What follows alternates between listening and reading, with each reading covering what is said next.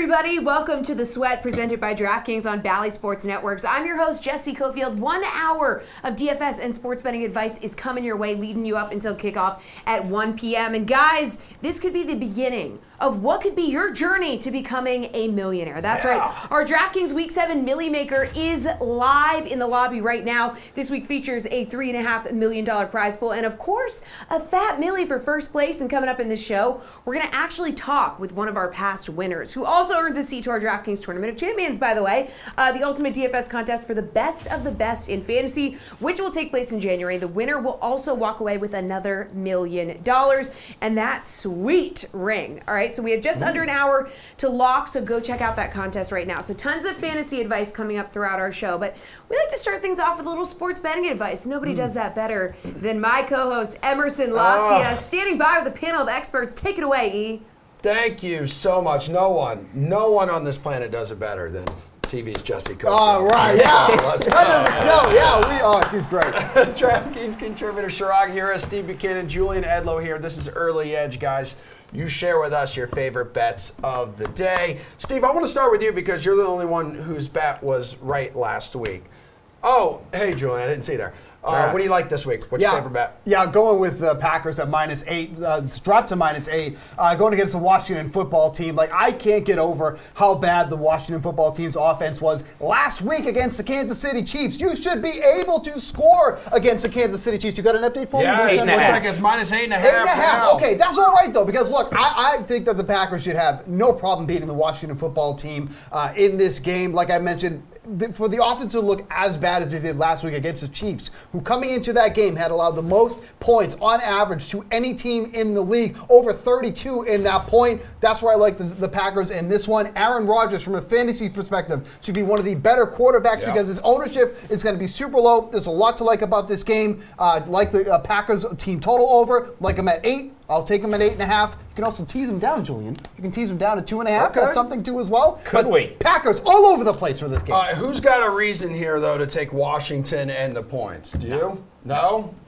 Okay. So, good analysis. What about you, Jules? I mean, the argument is that you're up over a key number now at 8.5. So you can have this be essentially a one-possession game at 7 or 8 and still cash your ticket with Washington. Green Bay is one and covered, 5 in a row for Green Bay, so maybe they're being a little bit overvalued. I'm not going to touch this game on the spread. Steve kind of did some foreshadowing to some teasers. Which We love wait a minute on that, okay? The weather's a little bit of an issue here. It is. I just don't think that you're have a big a weather chance guy, of Washington really making an impact through the air. What's the weather concern? It's going to be a little bit windy. Oh, no. A little bit windy. Oh, they won't be able to play football because it's windy. Sir. Oh, that's interesting. It's going to affect the passing game just a little bit. And that's going to be affecting. This is Aaron Rodgers in Lambeau Field. I'm not worried about Aaron Rodgers. I'm worried about Washington being able to put up points. Because so that's good. So you like the 8.5. No, that's what I'm saying. He's not totally against it. Yeah, I'm not totally against. That's why I like the cover. You know what? When you start talking about weather. I had to bring a point. The man looked at me to make a point, and I was like, all right, let me pull one out of my rabbit's hat. Okay, yeah. I mean, 1 in 5, I believe Washington is the worst football team when it comes to covering, and also allowing 309.5 passing yards per game. That's not 31 points per game, both dead last in the NFL. So you would expect Aaron Rodgers just to shred up the secondary today. You guys were talking about teasing something. So now you can deliver on the tease, which is a tease, correct? For your best bet? Sure. Not loving the board this week. Have not been able to pick my nose this week, as I have told Steve earlier. I've seen him miss. It's been a bad week. So what do? We go back to Old Faithful. Only bet that I wrote up initially in my best bets article on the DraftKings playbook was a Patriots-Packers tease. Yep. I got it when the Packers dipped to 7.5, so it's down at 1.5 with the Patriots at -1. But as long as this stays under 9 and you can get the Packers at under a field goal at home, you tease that key number down to 2.5 with Green Bay, at home, 1 with New England, at home against the Jets. We're going back to Old Faithful here. This is how we get back on track. Okay. Packers, we've already covered that with Steve essentially, and Shirag is on board. Everybody likes Green Bay in that game. I think at under a field goal, we're getting the right price. The Patriots are yet to win at home. 0-4 at home. The only teams they've beaten are the Jets and Texans. Things are not going well for the Patriots, but this is a spot that if they want to convince themselves they have any shot this season, this is a game that they need to have. So getting them down essentially to just the money line here. Makes a lot of sense to me, and we saw what happened in New York. The spread was 5.5. The Patriots came out on top 25-6 in that game. I don't know if Zach Wilson will be that much of a mess as he was in that home game, but this is a spot that New England needs to win at home, a spot that New England typically does win at home, so I will gladly tease them down here. 0-4 in Foxborough for the first time since 1993 is the Patriots right now at home. Yeah. How do you feel about Julian's best bet here? That is actually my best bet. Julian has been stealing my bets this week. I'm feeling. That's true. I didn't want to say it. I'm kind of scared actually. I'm actually scared because those are some of the bets that I was liking as well. And now that he's on board, it makes me. Now that I'm on board, there's been an article with this out for 5 days. Yeah, I know, and I'm disappointed that you didn't add more to it. I actually went and read the article, and I was like, man, I told You you. read the article, and I'm You were stealing your terrible. best bet. Yeah, I have it up there, and I have no problem with it. I like it. It sets up really well here. We have an issue where the Patriots have struggled at home, but the Jets, come on.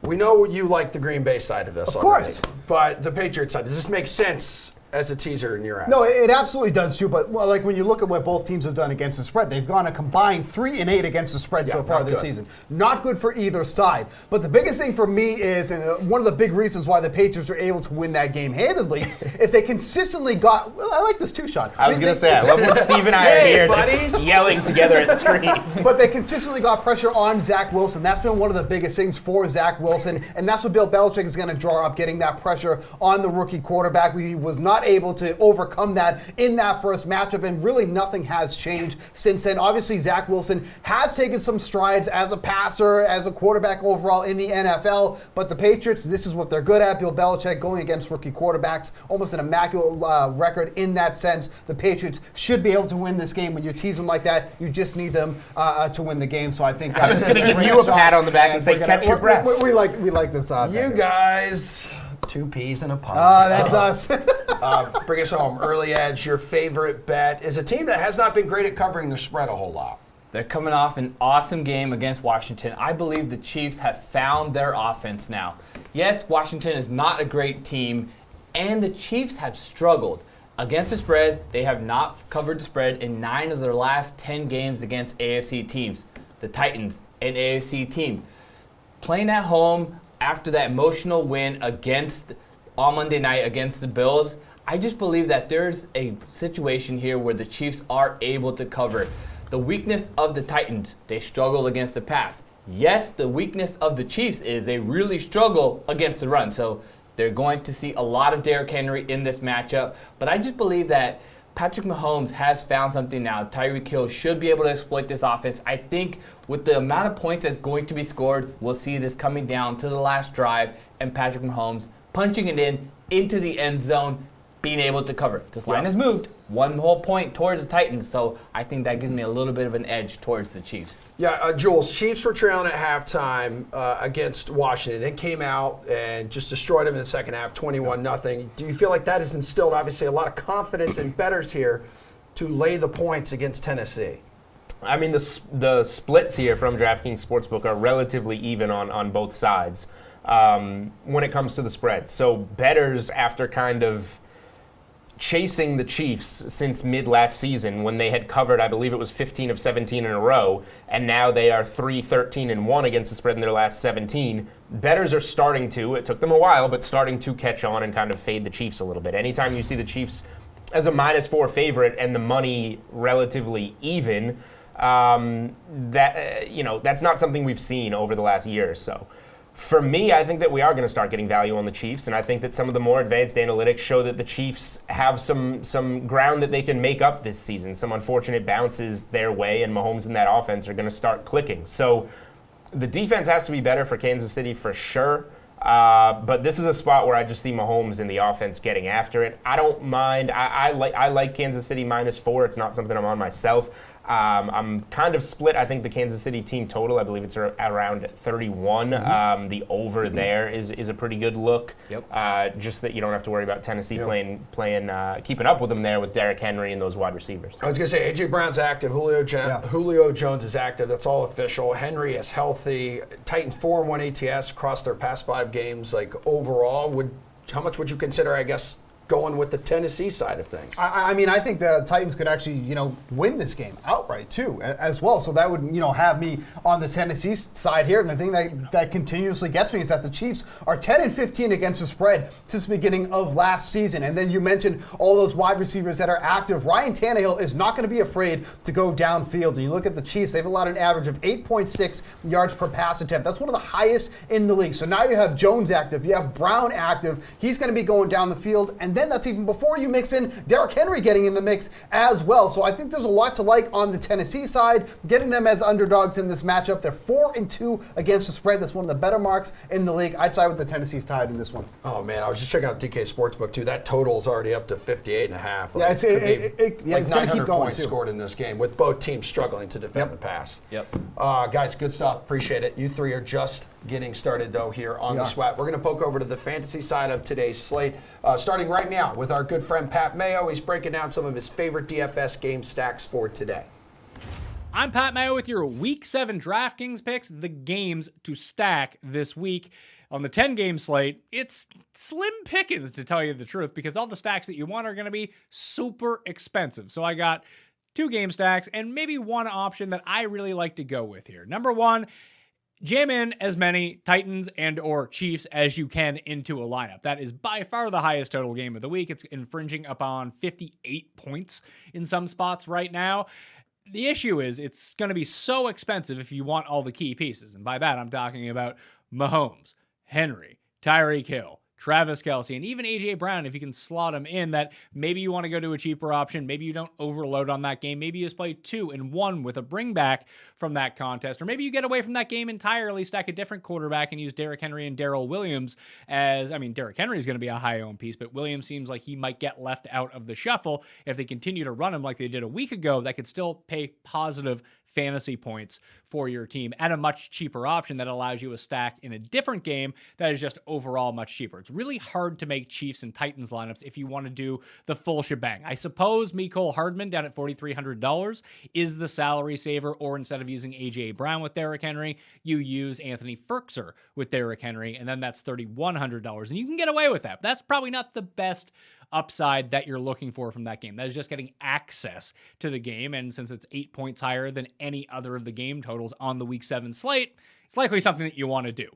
The Cincinnati and Baltimore game is probably my preference. Now, Lamar, points per dollar, probably the best quarterback on this slate, but we know that he can get usurped in the fantasy game by those running backs. So if you want to do the Lamar side, it's probably best to leave out Marquise Brown and use Rashad Bateman for that salary savings instead, and then have on Mark Andrews along with it. Lamar is one of the few quarterbacks that you can just play by himself and not need to stack, but I like going to the other side of the ball here. I worry about Humphreys on Jamar Chase, but you should never discredit Jamar Chase and what he's been able to do so far. 3 or 4 times a game, he is just behind the defense by himself, and Burrow is just looking for that all day. So you go Burrow, and then you go Jamar Chase, and then instead of using T. Higgins, you go with Tyler Boyd, because the Ravens very undermanned against slot receivers so far this season. Boyd is off the radar right now. People want to play T. Higgins, or they'll go to C.J. Uzomah. You don't want to do that. You want to go to Tyler Boyd as the 3 stack from the Bengals side, and then bring it back with Bateman or Andrews or whatever you can afford with the rest of your lineup, because that is probably the preferable way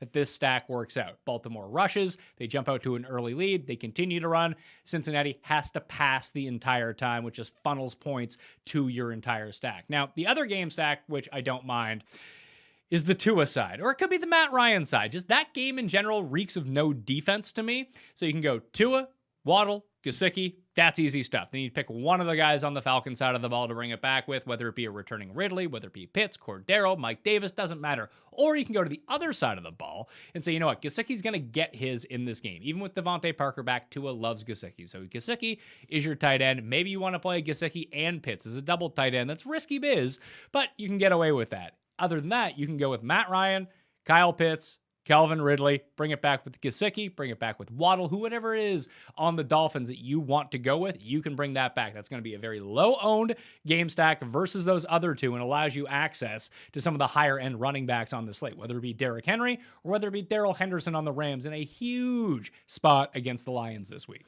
Those were your Week 7 DraftKings picks, top game stacks. All right, good stuff, Pat. Now let's head back over to the DraftKings Sportsbook, where it's time for Julian and Chirag to share with us their favorite underdog bets for today. Gentlemen, please take us to the dog pound.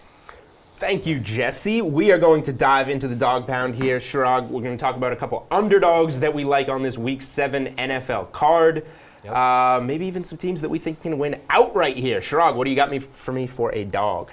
I'm going all the way to the Sunday night game. I really like the Colts here. This line has moved a little bit in favor of the Niners, but I like the Colts. They are 8-2 on the road against teams coming off a bye. I like the fact that they're going to be playing against Jimmy G. This guy's dealing with the calf injury. He did get a little bit of rest here, but the Colts are just playing too well. They had that kind of explosive game against the Texans, and I just think that there's a chance here where they continue to build upon that. Whereas the 49ers struggled a little bit. They didn't have their win against the Cardinals. They took that little bit of a step back, and I just don't think Jimmy G has enough here against this team. Yes, the Jonathan Taylor could struggle, so that opens the door up for Carson Wentz. So I just believe that there's enough here with the line moving towards the 49ers for the Colts to cover. Yeah, I mean, this is a game that it was up at 4 points. We're starting to creep towards that field goal with some juice on the 3.5. So bettors are agreeing with the take on Indy here on Sunday Night Football. Rough start to the season for them. They're starting to get it together a little bit. And the 49ers are just dinged up. So I don't hate that take. I think the Colts are the side on Sunday Night Football. I would like to get it at that 3.5. I think the hook could come into play there. I'm going to go out west to the desert. I think that the Philadelphia Eagles coming into Las Vegas are going to win this game outright. We've seen the number move from over a field goal with the hook down to, I believe, 2 it is right now on DraftKings Sportsbook. The Raiders, post-Gruden situation, came out and rallied. They stuck it to the Denver Broncos in that next game. This is where I think we see a little bit more of the hangover. They are at home here against the Eagles, but Philly fans travel just as much as any fan base in the NFL. I think they're going to want to get their Vegas weekend in. We know that they're out there. They're going to be at this game, so not much of a home field advantage for the Raiders. We've got Darren Waller dinged up, the go-to guy in the Vegas passing game. Being downgraded also is a situation to monitor. There's a chance that he doesn't play. I don't think Waller's going to play in this game, which I think is huge for the Eagles. And then you've got Philly. Not a bye, but a long week coming off the Thursday night game, which they did cover against the Bucs. So bringing a little bit of momentum into this one. I think this is the letdown spot for the Raiders following the Gruden move, whereas you have a well-rested Philly team on the up that comes into the desert and sneaks in a win. I really like that pick. I just feel this Raiders team is like Jekyll and Hyde. They play really well randomly, and they play really poorly in spots that they should be able to play great. So I just love this pick, and I just think that on the money line works, but +2 makes it really easy. They should be able to kick that field goal, keep this game close even, and then be able to cover or win outright. Bettors seem to like both of these underdog picks because the spreads have moved. Hopefully, if you guys bet them, you bet them earlier in the week. But we like the Colts. We like the Eagles to get outright victories on the road as underdogs in NFL Week 7. All right, we're going back to the desk to Emerson Lotzia. It is time now to welcome back the ravishing, the reliable Ross Tucker for his weekly segment here on The Sweat. Dude, Aaron Rodgers reminding everyone he owns the Bears, and he's not wrong, 22-5 against them now. But now he enters a matchup with the Washington football team, a franchise he's just 2-3 against all time. Packers still a heavy home favorite. How much do you like them to cover? I didn't know Aaron Rodgers only 2-3 against Washington. That doesn't make me feel good. Wow. Come on. I love Emerson when you have information that I was not aware of. And that's making me second guess my thought a little bit, but I don't care. I really don't care what happens other years. There's lots of other teams and coaches other years. You know what I know? This year, Washington stinks. I don't know what happened, but their defense has gotten worse. Taylor Heineken is not playing very well. Taylor Heineke, I should say. I was going to say Taylor Heineke kind of playing like Heine, playing bad. He's not playing good. I know that much. I'll take the Packers, and I will lay the points as long as it stays below 10. Yeah, and Washington football team's been terrible, too, against the spread, 1-5. Green Bay, complete opposite, like 5-1 here. And the Bills, Ross, were reminded last week that a Super Bowl run will not come easy. still have the best odds to win it currently on the DK Sportsbook. But the Titans, they ain't scared. Derrick Henry was brainwashed to think he was playing the Jaguars or something. So he ran for 3 touchdowns and an upset win over Buffalo. Another big dog now comes to Smashville this week. The Chiefs, who are favored. What are the chances you think Tennessee can cover? Smashville. I love that. And I love Derrick Henry. And I love the Titans getting the points in this game. I don't really understand. I think there's still almost like a point spread tax on the Chiefs because they've been so good the last couple years that the sports books just keep believing in them. But they're laying that many points at Tennessee. Their defense is still awful. Derrick Henry will run over them. They have no run defense to speak of. And the Titans are playing pretty well. I think people are still treating the Chiefs like they're the old Chiefs. They're not. They're the new Chiefs, and they're not as good. Yeah. Give me the Titans and the points. Yeah, for sure. And I know the Chiefs are still chasing the Raiders there, too, in the AFC West. And Las Vegas responding well after a tumultuous week with John Gruden stepping down as head coach. They knocked off Denver, 10-point win. Your underdog Eagles come soaring into the Sin City this weekend. Who has the edge? So this is a tough one because I don't know whether or not the Raiders are rallying around all of the Gruden stuff and they're going to be one of those teams that, latches on to that and they come together as a team and has a really impressive year, or if they just kind of got the short-term interim head coach for 1 week boost. I don't know. Nobody knows, which is why I'd probably stay away from this game. But if I had to pick, I would lean to the Philadelphia Eagles. They got extra time to prepare for this one, extra time to heal and rest. Lane Johnson is back, and I think there's a decent chance the Eagles win this game. If not, I'll take the points and hope if they do lose, it's a close one. Okay, yeah, Philly 2-7 ATS in its last 9 road games. Eagles will look slightly different. We know that this week after shipping off Zach Ertz to Arizona. He'll probably slot right into that Max Williams role in the Arizona offense. Last remaining unbeaten team here, Ross, 6-0. Struggling Texans are up next for him. Arizona, a monster favorite. Can you see the Birds covering this lofty, lofty number? No. I can see him doing it, but I'm not going to pick that. That's too many points. This is still the NFL. The Texans are still an NFL team. That is way too many points at this point. Plus, it's an odd week. And if you notice, the Texans, week 1, they beat Jacksonville. Okay. Week 3, they were right there with the Bengals. Week 5, they were right there with the Patriots. Weeks 2, 4, and 6, they got absolutely hammered. Well, it's an odd number. So I'm going to think that the Texans will be able to keep it close. Give me Houston in the points. All right, yeah. Last week, Texans only able to manage 3 points and lost to the Colts. We'll see what happens there. Another spread that you have your eye on is which one? I like the Colts. I like the Colts getting the points from the Niners. I think people, because of how they started, have lost sight of the fact that the last 3 games, the Colts have won 2 of them by double digits. The only loss was against the Ravens when Lamar Jackson put his Superman cape on. But at the time, the Colts were winning that game by double digits most of the game. Carson Wentz, 2 touchdowns, 0 picks the last 3 games. Give me Wentz, the Colts, and the points. There's no George Kittle for the Niners. Jimmy G hasn't played in a while with the injury and the calf. He might be a little rusty. I love the Colts getting the points on Sunday Night Football. Yeah, they seem to be finding their groove on the offense for sure, Russ. And despite their under 500 record, kind of agree with you here, Indy. Been a strong bet for the bulk of the season. 4-2 ATS entering Week 7. How about a game total, dude? A game total of the week. You either like to go over or under?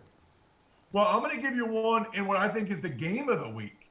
It's the AFC North matchup with the Cincinnati Bengals at the Baltimore Ravens. I recognize that both defenses played better this past week than they had been. The Ravens shut down the Chargers. The Bengals shut down the Lions. But neither defense has really been great this year. And these offenses are real and they are spectacular. I love the young skill guys for the Bengals. Lamar Jackson playing out of his mind. I like the over in the Bengals and the Ravens. I think this one becomes a shootout. All right, well, put your fantasy goggles on for me right now. Give us a guy you think will go off on Sunday's main NFL slate for some big-time fantasy points. You know, I'm going to go Calvin Ridley, wide receiver for the Falcons. Here's why. He missed the last game for personal reasons. I think people kind of forgot about him. You know, and they had a bye last week. It's been a couple weeks. Other people won't have him in their lineups.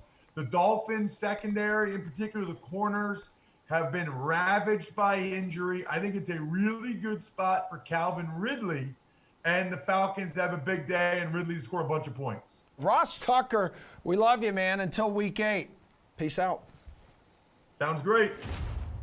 Thanks to my award-winning co-host, Emerson Lotzia, and to Ross for helping us out each week. All right, guys, we still have plenty more to come here on The Sweat. When we come back, I'm going to talk with one of our newly minted millionaires. Plus, Steve Buchanan is standing by and ready to put up his bukes and throw down with anyone who disagrees with his favorite plays for Week 7. But first, here's our friend Gary Vaynerchuk to tell you all about one of DK's newest podcasts. Hey guys, it's Gary V. Make sure you tune in to DraftKings YouTube channel for Die Hard Dialogue, where each week we do a listener league, DFS, and give away some of my highly valuable football cards, and we boost one prop bet. Die Hard Dialogue, DraftKings YouTube channel. DraftKings Sportsbook is an official sports betting partner of the NFL, and today, new customers can bet $5 on their team to win, and if they do, you walk away with $200. Plus, new fantasy players can play free for your share of millions this season when you make your first deposit. Just download any of the apps and use promo code SWEAT.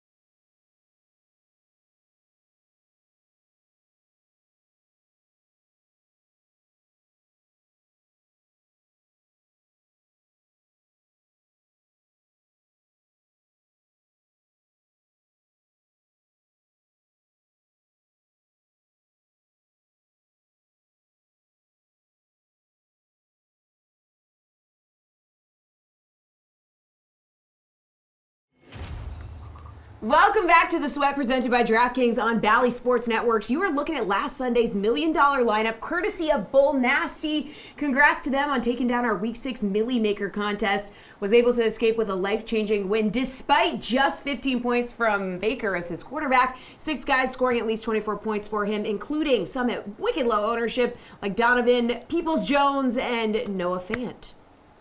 That was last week's winner, but we're making millionaires every week of the NFL season, and joining me right now is one of our past champs, Matt Hakeem from Detroit, Michigan, a.k.a. Lord Matty Ice, who took down our Week 3 millionaire contest. Thanks for being here, man. We're pumped to talk to you. Thank you for having me. I appreciate it. All right, Matt, let's take the people back to Week 3. We had 2 great matchups that week between the Bucs and Rams, Chargers and Chiefs. Everyone expected those to be high scoring, including you, because you rostered a lot of players in those games. So can you just talk to us a little bit about how you made your lineup? Yeah, so it started off with the Rams and the Bucs. You know, I wanted action in that game for sure. So I was thinking, okay, you know, I had Stafford. I wanted Stafford. Stafford's from Detroit, so, like, you know, there's a little correlation there. But, with that being said, like, Stafford and Kupp were the 2 guys I was eyeing the whole time, and then I was deciding between Higbee and Woods on, like, as my third piece. Because I usually want 3 guys on the same team, like quarterback, receiver, tight end, or running back, or, like, something like that. And then a comeback player. Now, I usually don't like to go for Bucs players that much, but AB was out that week. Ramsey was on Evans. So I was all over Godwin. That was perfect.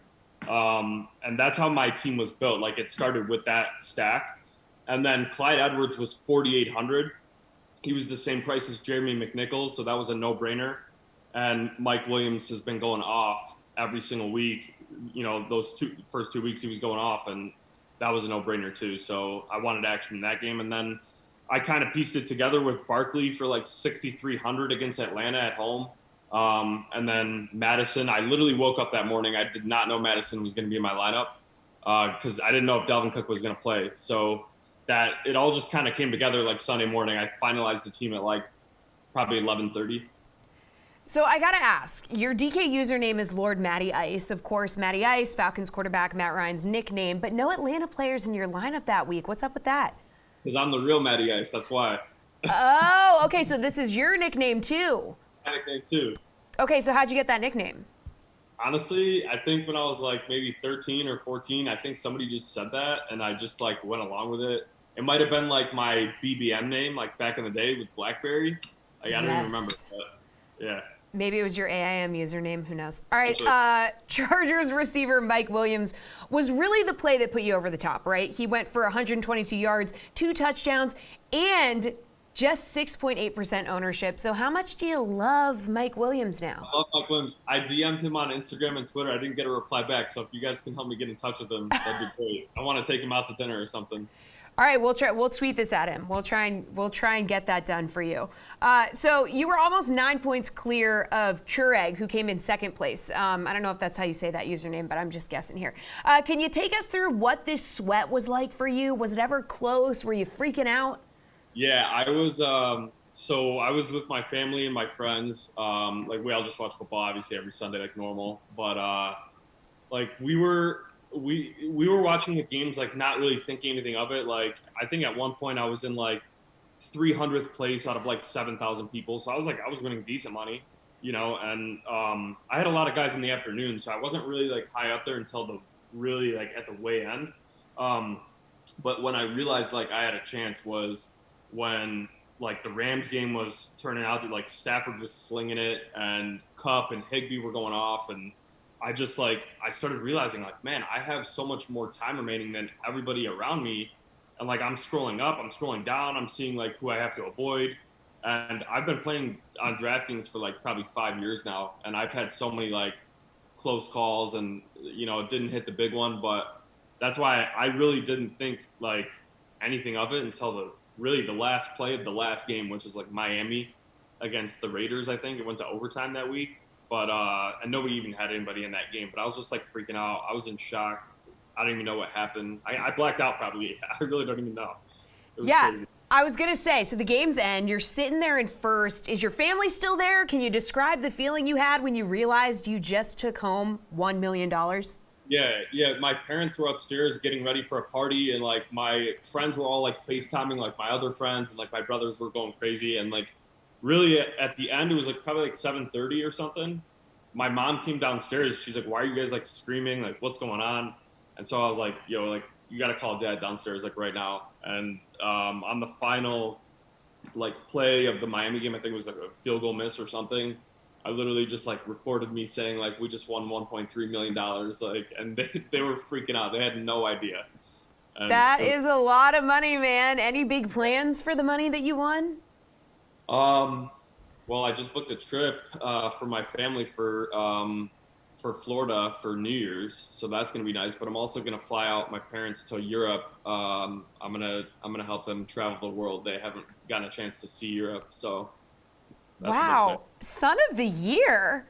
Do you have siblings? Or are you the favorite? You said you have brothers, so are you officially number one child now? I think I was already officially the number one. No, I'm just kidding. But yeah, no, we're all equal. We're all equal. It's fair. Of course, that's what your parents have to say. All right, Matt, we loved having you on today. Thank you for talking to us about your experience, and enjoy those winnings. I hope you get to go to Europe too. Thank you very much, and make sure you tell Mike Williams I really need to take him out to dinner, please. We will. We'll tweet this at him, and hopefully you guys can have a lovely dinner together. Thank you. Thanks, Jesse. Wow, so much love and happiness in that segment. It's time for a heavy dose of reality now. It's time for some passionate anger. It's time for Steve Buchanan to put up his bukes. Steve gives us his favorite plays on the Week 7 main slate. There he is. And then Pierce Dietrich and Jeff Ulrich at a safe distance on Zoom. Right. We'll tell him why he's wrong so they can't be punched in the face, or maybe they're going to be cowards and agree with him. So, Buke, start us off, please, at quarterback. Who's your guy? Yeah, I'm expecting a lot of cowardism in this segment, but let's see what comes out here. So, for the quarterback position, the guy that I am rolling with here, and someone who is being so undervalued on this slate, is Aaron Rodgers at 7,500, sandwiched in between Lamar Jackson and Tom Brady, two of the more popular plays on the slate this week. If we take out that putrid week 1 that Aaron Rodgers had, he's still averaging 23.4 DraftKings fantasy points, over 260 passing yards, over 2 touchdowns thrown in every single game. Now he's going up against this Washington defense, quotes, needed there, and they're just giving up all these points to every position. How are they going to stop Aaron Rodgers? And when you lock Aaron Rodgers into your lineup today, and you look at the ownership, it's going to be like 5% or less. Nobody's going to be on Aaron Rodgers this week. You will be on Aaron Rodgers because you listen and you're smart, but these dopes certainly aren't going to be. They're going to give you some chalky play, so of course, have at it. Jeff, look at these guys. It's tough. It's tough to push back against Aaron Rodgers. Look, I appreciate, my face is getting punched on the screen. It's a first for everything, but I'm glad that our producers gave us note before that we have lots of time for this segment, because it's going to take me a while to dissect how ridiculous these plays are from Steve. And let's start out with Aaron Rodgers here at 7,500. Yeah, he's a good play. Yeah, Washington isn't a great pass defense, but we're playing DraftKings Daily Fantasy. Why would you pay $7,500 when you can pay $5,500? Oh, for Tua? This is not a good look. Miami throwing the ball over 39 times per game. They can't run. They're last in rush attempts. Tua is going to be chucking it all over the yard here. And yeah, Rodgers is going to have a good day, but guess what? So is Tua, and it's going to save you $2,000. Thanks. You're welcome. I've already done my work here, but I'll stick around for the next 3 too. All right, there's a loss. But Pierce, Washington has the worst fantasy defense against quarterbacks this year, giving up over 30 fantasy points. Right. He's also scored a couple rushing touchdowns past couple weeks. Well, why not go after a worse defense and just play Patrick Mahomes and not have to think about it? Please. We don't know if Rodgers is going to need to play 4 quarters in this game. It's very likely that the Packers, after 2 quarters, knock Washington out of this game and they could just rely on the run. Kansas City cannot run away from anyone. They're going to be playing 4 full quarters. We saw Mahomes last week when he had to do that, go for over 400 yards. Find the extra money, take Mahomes in an even better matchup. All right, dude. Steven. Put them up, please. Put your Bukes up here at running back. Who are you going with? Yeah, sorry. I was just looking up some pictures of chalk because that's what all I was hearing in that segment. And it looks just like I expected. All right, Darrell Henderson going for the running back position for the Rams. The Rams, of course, are one of the highest projected winners, highest spreads in this one. They should be running all over the Lions in this game. Only 6,600 for Henderson, which feels criminally underpriced for the work that he's been doing here, taking 60% of the carries on this team. The Lions can't stop the run at all. 3 straight weeks now, we've seen opposing teams go over 100 rushing yards. Henderson might get that on his own in the course of getting, maybe 2 rushing touchdowns in this game. And for as much as the Rams, we talk about how good their receivers are, they're still running the ball almost 45% of the time, which is just outside the top 10 in the league. Henderson is going to be the play. You don't have to go all the way up for Derrick Henry, who's a good play, by the way. But Jeff's talking about saving money and getting Tua and the 7 points that he's going to give you. Henderson's going to triple that, so you might as well use someone like Henderson at the running back spot. Yeah, Pierce, despite missing 1 game due to injury, Henderson does lead the Rams' backfield in carries. And if this thing's a blowout, he could get a lot of work, right? Second half? Yeah, we saw him get a lot of action in the blowout last week with 10 carries, and Sonny Michel is probably not completely healthy. It's a great pick. I can't argue against that. Nice. Detroit stinks against receiving running backs, against running backs on the ground. They give up touchdowns through the air to running backs, on the ground to running backs. It's a great spot. The only issue is, what if the other Rams get into the end zone? There's a lot of different mouths to feed, so the best place to go is just pay up and take Derrick Henry. We know he's going to get the yards. We know he's going to get the touchdowns. We know he's going to get the receptions. Yeah, it's going to be hard to find the money to pay for him, but Henderson's not that cheap either, so you're not really saving yourself there. I would love to play them both, but I'd rather take Derrick Henry. No, 6,600? That's not expensive. What economy do you live in, Pierce? Yeah, you have Henry 9,200, Jones looking here 7,500, then Henderson is the next guy 6,600. Jeff, what do you think about the Rams running back? Look, Pierce is an early investor in Bortcoin, the Blake Bortles, yeah! IPO. So, mean, he can just spend all this money, Steve, and it doesn't matter to him. But there is a big price difference here. Of course there is. 9,200 versus 6,600. Look, you got to eat some chalk this week. And look, I'll take Bukes' side on this one. The Rams have like a 30. It feels like a 1,000,000-point implied team total. It's about 32.75 last I checked. It's big. Darrell Henderson is getting over 80% of the snaps. The only time he hasn't got over 80% of the snaps in the last 4 games is when he had to come out for injury a little bit. Sony Michel is now banged up. The Rams love to give the ball to one feature back. Henderson's hashtag good, too. So I think this is a fine spot to pay up. I'd much rather pay up and eat the chalk with Henderson than Leonard Fournette this week, for sure.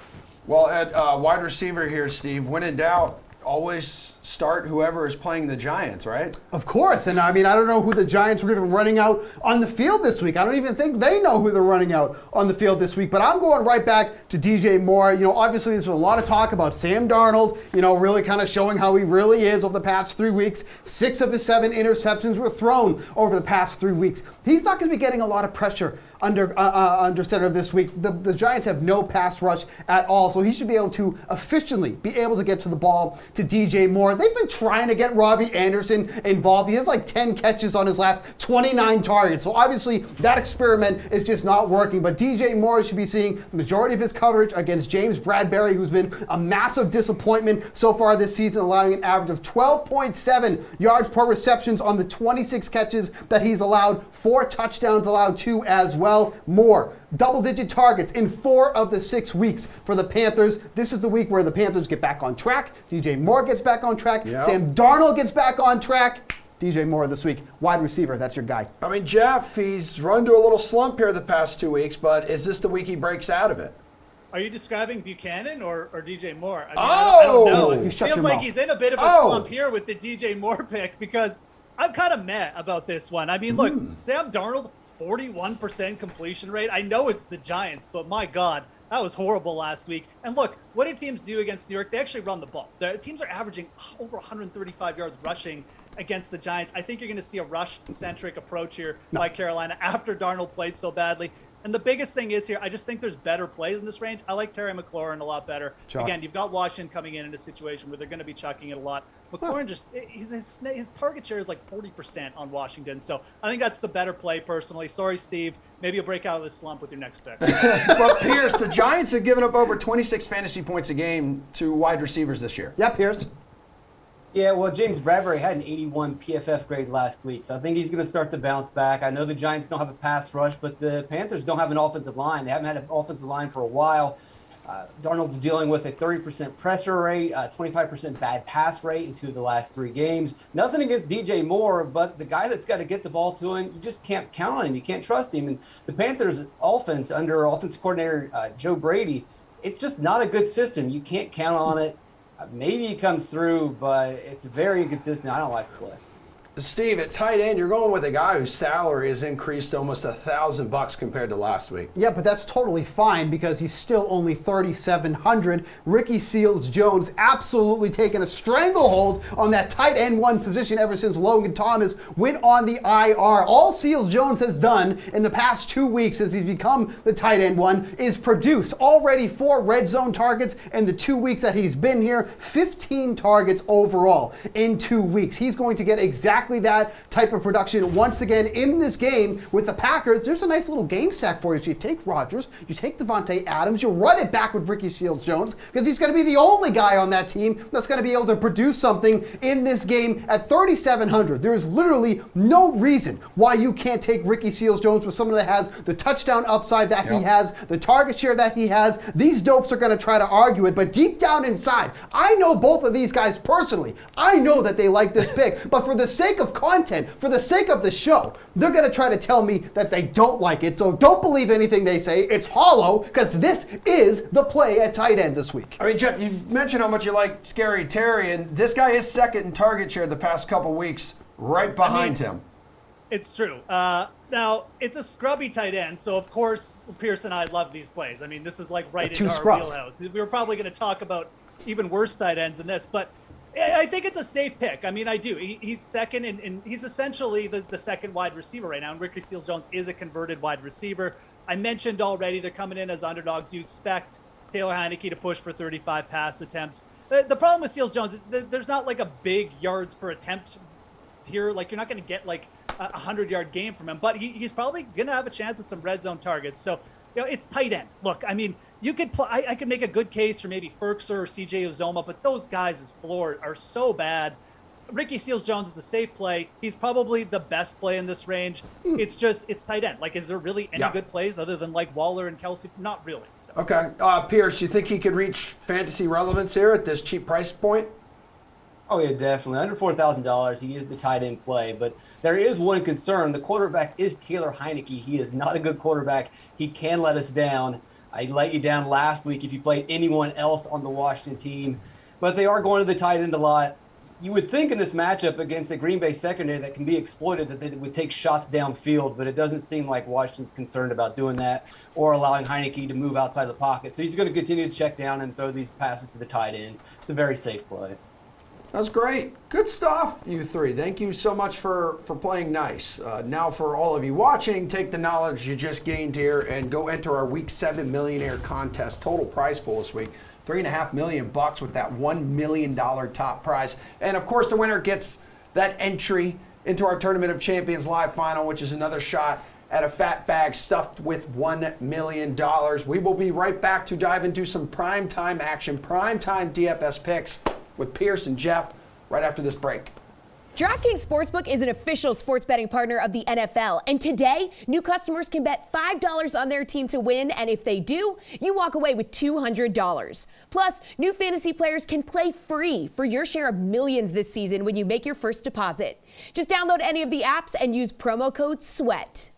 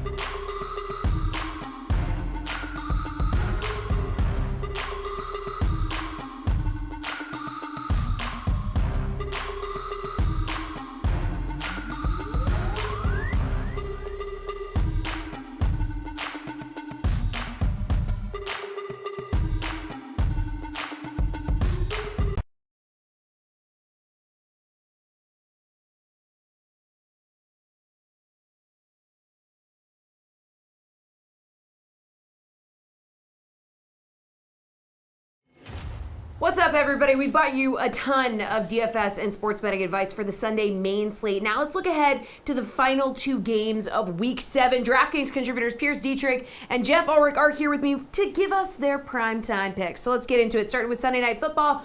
Who's your favorite DFS play for Niners Colts? Jeff. Oh, it's Deebo Samuel, man. I mean, look, we've got Jimmy G back under center, which everyone, probably thinks, oh, great. I mean, it's Jimmy G. But it's really good news for Deebo Samuel, as we saw at the start of the year.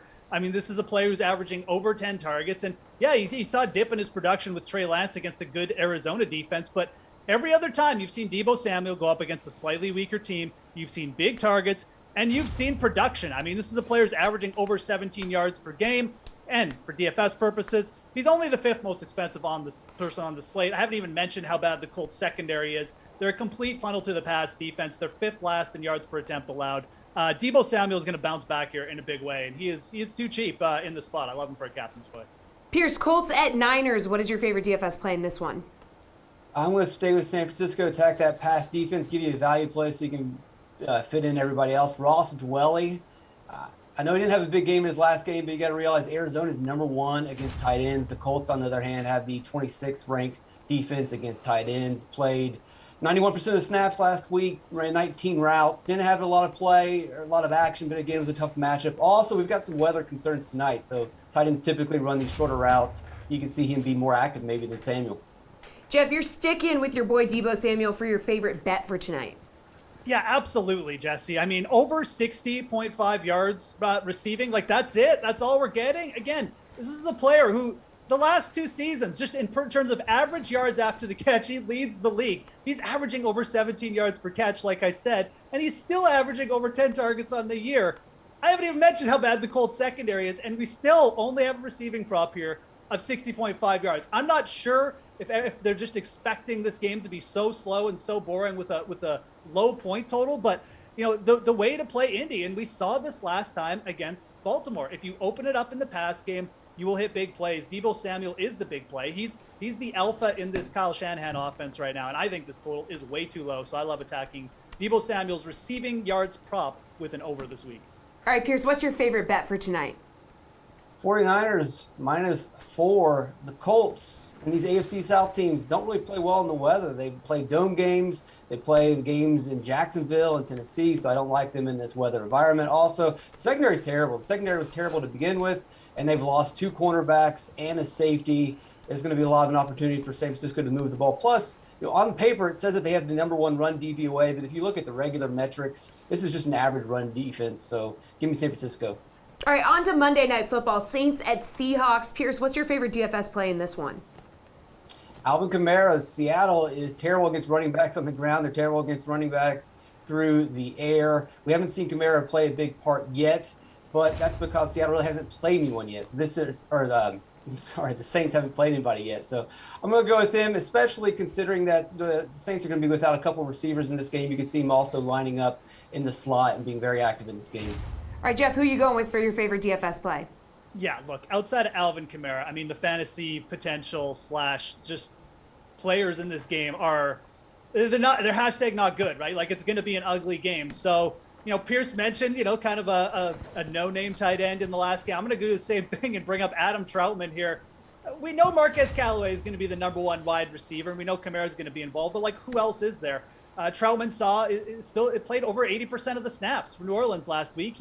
He had his best game, and it's not much, a couple catches. But when you look at where the targets are going for the Saints, you know, Callaway's only got like 22 targets. Like, they're very spread. So Troutman could pop up here any week. Teams are still averaging over 39 pass attempts against Seattle. I don't think New Orleans is going to pass that much. But if they do push up to 30, Troutman's probably going to get a couple looks here. And again, on a slate this ugly with a player that cheap, using Troutman will let you pay up for Alvin Kamara in the captain spot, which I'm going to get to in the bets here coming up, because Pierce is right. You need to play him. All right, guys, real quick on these bets. Jeff, bring us home. Favorite bet, Monday Night Football. I mentioned Alvin Kamara. Alvin Kamara, if you go into the DK props, the special player props for this game, Monday Night Football, Alvin Kamara, over 100 rush yards and over 75 receiving yards on the game. It's plus 1,700. Go look at Seattle's defensive log. They have given up massive games to running backs.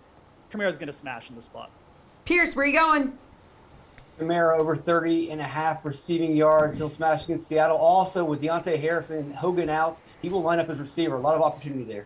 All right, good stuff, guys. Time for working up a sweat. And to do that, here's the Sultan of Sweat, Emerson Lotzia. Oh, yeah. That's a good one. That's a good one. Last week's was 9 better. out of 10. 9 out of 10. Last It week's can't was be a better. banger every week, you know? Chirag, Julian, Steve, what are some of the things you may be rethinking here ahead of lock? We're minutes away here. Steven. Yeah, I mean, there's going to be a lot of ownership on a specific number of guys here, especially at the quarterback position with some of these teams that are more than double-digit favorites. There's still a lot of good matchups for guys in those games that aren't. Jalen Hurts in a really good spot against the Raiders. I talked about Aaron Rodgers, who's going to be at probably 5% or low ownership. I think there's just a lot of other matchups you can exploit if you want to differentiate yourself from the field today. I know your picks are usually spot on, but anything you're rethinking? The biggest ones that I'm rethinking are definitely, do I go with Tyreek Hill or do I go with DeAndre Hopkins?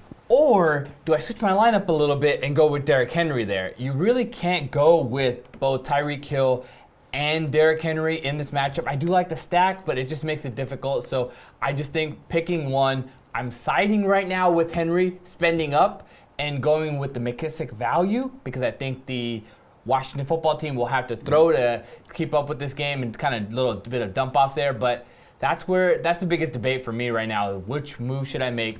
But the sleeper in that pick, Hopkins. Jules, work up a sweat with us, dude. I'm rethinking my entire life right now. We don't have time to get. We don't have time to get to it. So let's just get to the make it rain picks. We're running out of time. Really? Is that right? Okay, what's your make it rain pick? This is a DFS pick. It's going to make it rain cash. You want to make things so difficult. What's going on with you? Something's That was up with easy. you. That's called a transition, a segue. A little segue, yeah. You leave that up to me, bud. All right, Miles Sanders for the Philadelphia Eagles against the Las Vegas Raiders.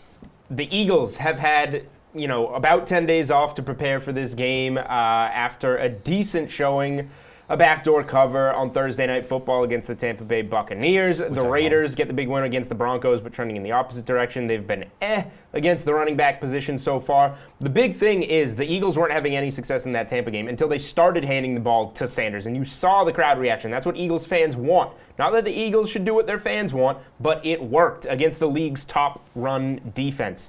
So, rookie head coach, I think that helped open his eyes to that the Eagles need to be running the ball more, and they have come out and said that. I expect them to do that in this game against Vegas. If you watched our underdog segment earlier, I think that the Eagles are going to win this one outright on the road. With a lot of Eagles fans in attendance, Miles Sanders is going to be a big part of this game, and you can go down and save with him just a little bit above $5,000 in salary on DraftKings. Chirag, just over a minute to go in show. Make it rain for us. Choo-choo! We're going with the Chuba Hubbard. I really like him in this game. He scored his first touchdown of the season last week against the Vikings. This week, playing against the Giants, 27th in rush DVOA. I really like him to get about 18 carries, 3 targets out of the backfield, 21 touches overall. He is in a great spot. This is a close spread, low total, could make it a little bit of a sleeper. All right, bring us home here, Steven, a guy who you put up your bukes for earlier. Yeah, real quick here. Henderson has one of those capabilities in this game to go over 100 yards, score multiple touchdowns in this game. That's the type of production you can get from Derrick Henry. You can also get that with Henderson, I think, today at a much cheaper price tag. Going with Henderson. I like that, man. Matchup should benefit his production as well. Lions defense ranked 26 in rush DVOA. Bad. Not good. Okay, nice job, everybody. Thank you. That was fun. Nice job. Let's do it again next week here on Bally Sports Networks at high noon. We also do this Monday through Friday, everybody, 11 a.m. Eastern Time, live on the DraftKings YouTube, Twitch, and Twitter pages. Enjoy all the football today. Love you.